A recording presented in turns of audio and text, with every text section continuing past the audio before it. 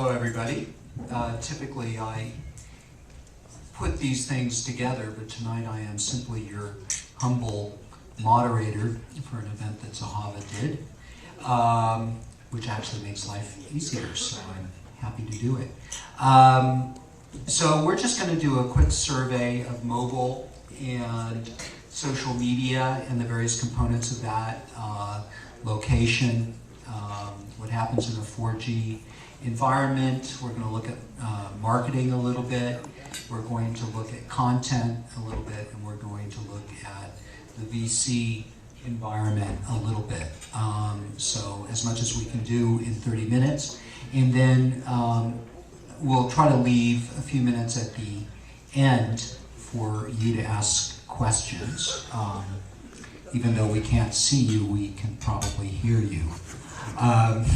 So why don't I have each of our panelists just give a very short introduction to themselves, and then... Dragon Blumber Capital, based in Silicon Valley, we're a classic early stage venture fund, doing typically seed and Series A investing.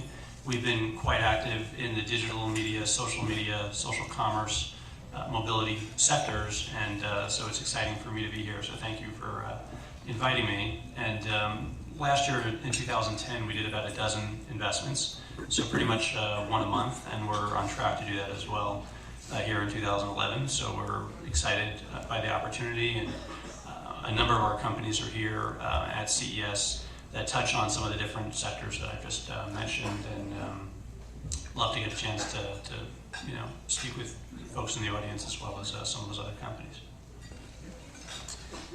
Good evening, my name is Jeremy Eisenberg, and I am Vice President of Strategic Initiatives for Octagon, which is an Interpublic group of companies, sports and entertainment marketing business. We have two core competencies. We represent in the neighborhood of 800 athletes, personalities, the likes of Michael Phelps, Pierce Morgan, and many others, and then we consult to roughly 50 blue chip Fortune 500 companies, Sprint, MasterCard, Bank of America, BMW, managing all of their sports and entertainment marketing.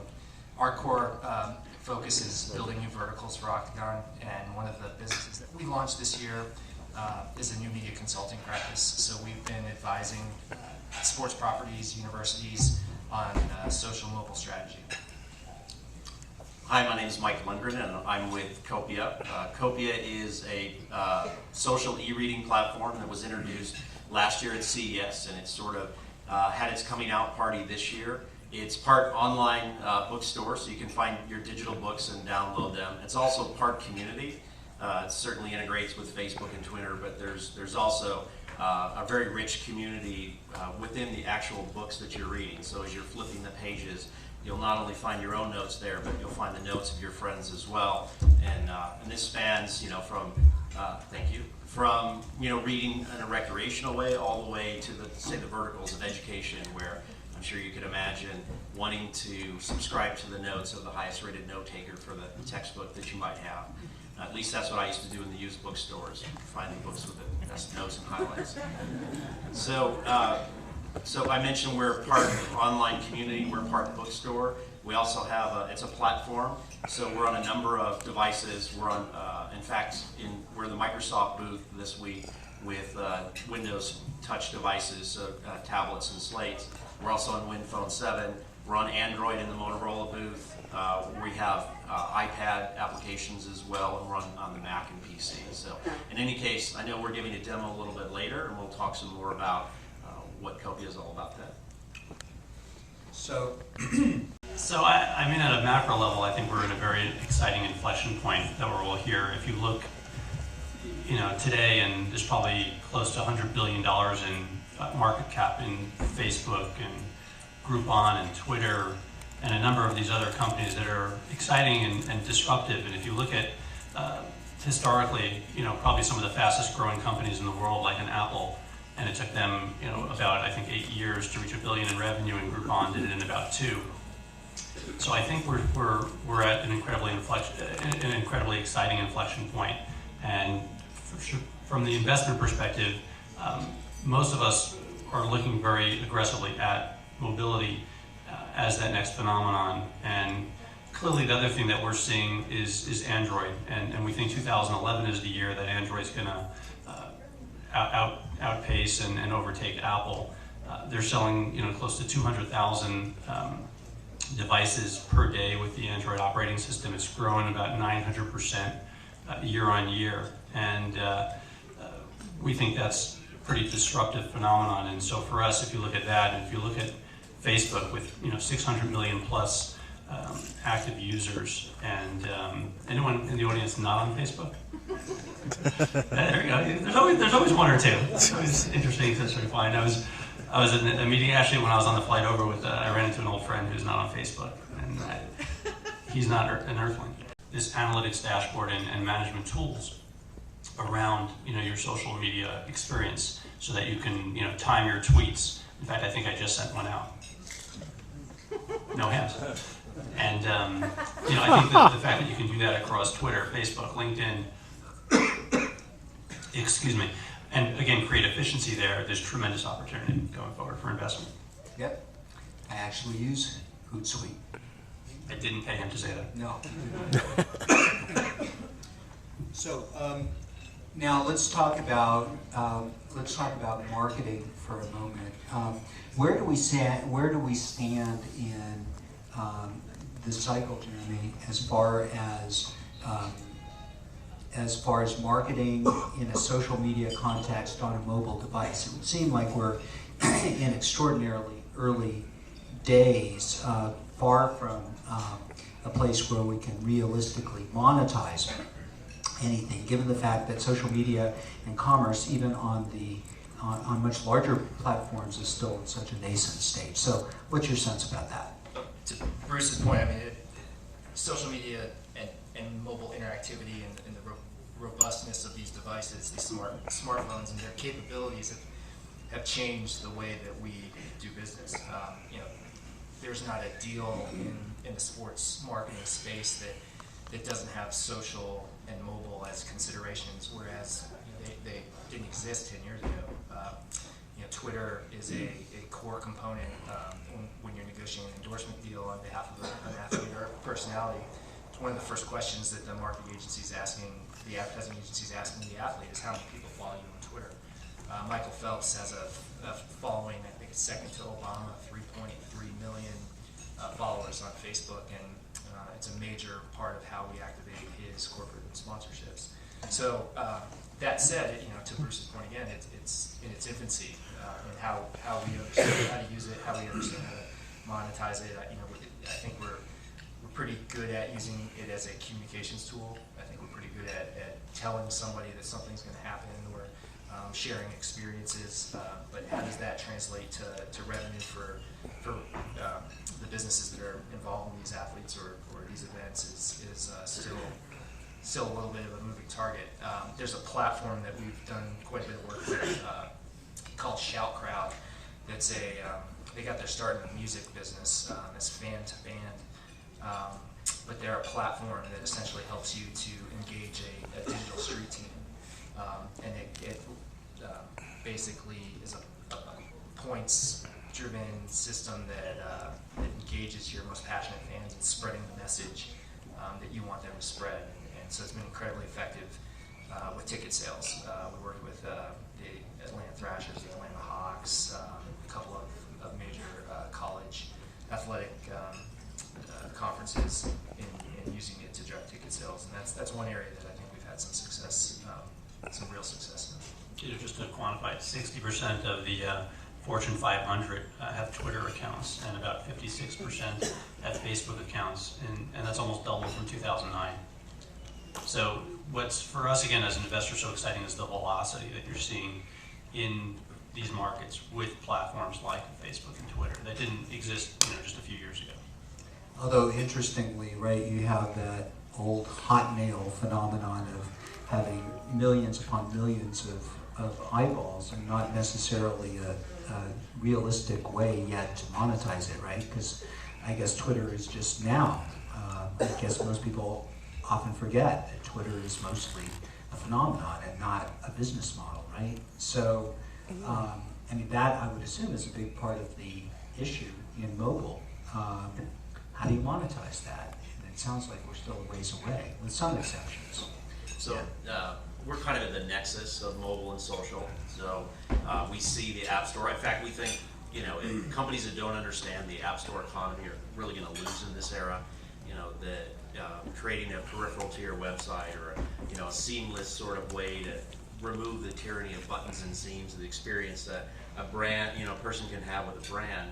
And the end result when you do it right is you end up with a bit of persistent brand presence in someone's pocket. So it might be Michael Phelps, or it might be Gatorade, or it might be Copia. And then, so when I say the nexus on the social side, this is just how people spend their time now. I mean, so to put it in perspective, let's take last year's finale of Lost. There were 13.5 million viewers for like 56 minutes.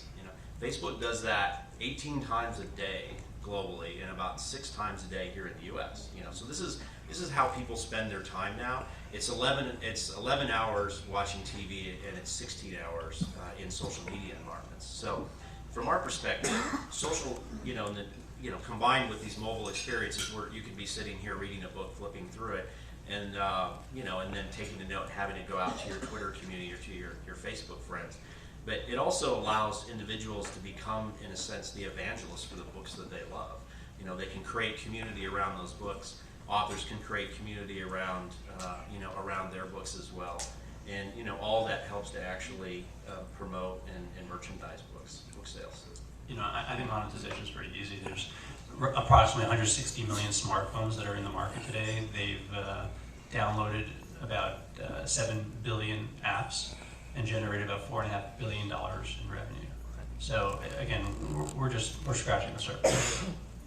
What looks to be the best way to monetize these social apps and mobile? I'm sorry. What looks to be the best way to monetize social those apps? I mean, you can purchase the app, you can advertise. It's hard to distinguish successful applications, that are mobile and social separately. They're oftentimes combined, and so the better applications make it easy for you to find and invite your friends to the experience, and then include them. And so I think that it's really hard to kind of separate those things out, and the velocity really comes from having the more social the application, the greater velocity usually results.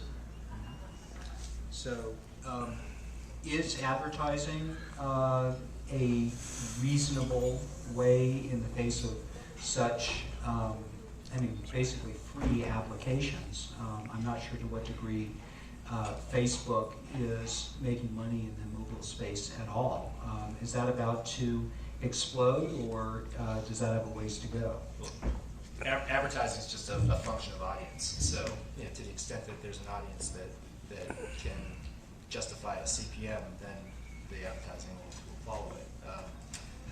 But I think backing up, monetization strategy of the app, I think depends to some degree upon, is the app core to your business? Is the app your business, or is the app complementary to your business? So, as an example, take an athletic organization, college sports team's application is purpose is to drive passion in that sports team, and so the monetization strategy for the university who's publishing an app is driving ticket sales. It's driving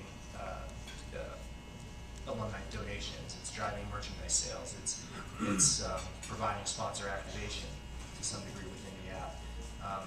It's not necessarily how do I charge $1.99, especially when the app is part of a strategy to distribute your content. So it really depends on the purpose. But again, you're talking about the app, but just again, Facebook in Q3 of 2010, Facebook roughly served about 300 billion display ad impressions, which represents about 25% of the market. In 2009, they were about 7% of the market. So the key takeaway is velocity. And again, bringing it back to the mobile market, where do they stand in that market? Well, As far as I can recall, I don't recall seeing any ads, if I remember correctly, on my Facebook ad. no, not currently. I think what you can expect to see is Google to really focus on location-based search, and Facebook to kind of focus on social search, and marketing to what they call the social graph. The knowledge they know about you and that they know about your friends. And so that's not necessarily an obvious thing that's going on with the mobile side of Facebook. When they introduce places, they're actually laying the groundwork there. So when somebody says, "Here's where I am," and then a business can say, "Well, here's a coupon back," that creates a relationship of value that Facebook can sell to that establishment. So in 2009, there were 200,000 coupons in mobile, and analysts are projecting to have over 70 million coupons valued at over $2.5 billion by 2013. So again, velocity. Yeah. So that seems to be the takeaway, is that the advertising strategy is going to be radically different than the display advertising strategy that might work for Facebook, for example, in a PC environment. That's one of the reasons why I find Groupon so incredibly disruptive, because they have found a way, in essence, to combine marketing and commerce in a very direct way. And when you have mobile couponing, when you add that to the mix, then you've got something that seems to be readily able to be monetized, right? So where do we go as far from books?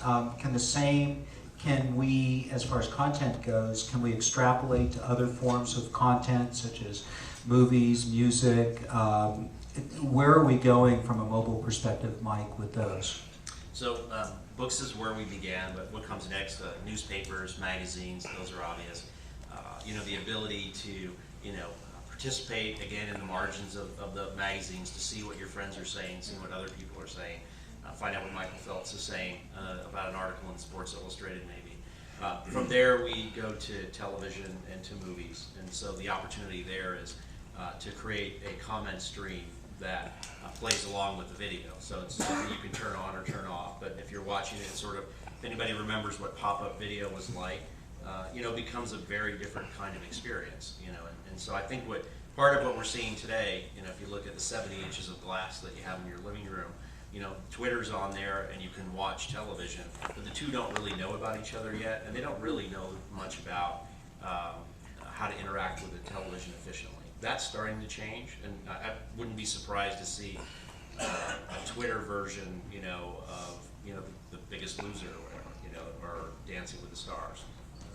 A branded application that you can actually load onto your television set, and that's very much kind of the same model that we see, in mobile devices. Is that people want to have these social experiences. If something's worth reading or watching, it's also worth talking about. What about location? How big does that become this year, as far as